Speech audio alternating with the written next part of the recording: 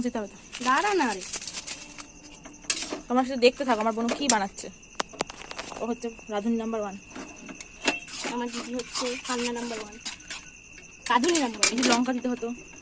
আরে মানে আমার গোলমরিচ। করতে দিবি তো। ও,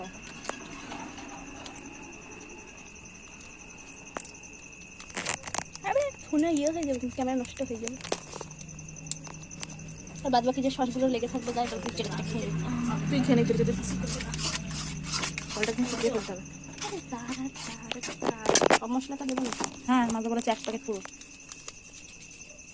দাঁড়া এইটুকুনি আমি মিলিয়ে নিই, তারপরে পুরো তারপরে যা লেগে যায়।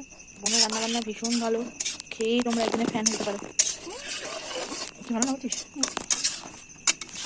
আমাদের মনে হয় তুলে দিতে হবে, তাহলে দেখতে ভালো। কাঁচা হলুদের গন্ধ বের পাচ্ছিস না? কোনো কাঁচা হলুদ দেবো না, একটুখানি তো গরম দিলে পরে গন্ধ চলে।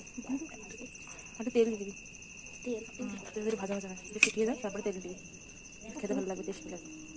যা পাচ্ছে তাই দিচ্ছে। তোমরা এটা এই রেসিপি ফলো করলে মুশকিল আছে। কেউ ফলো করতে পারবে বোনো? I don't know. You don't know? No. যাই হোক,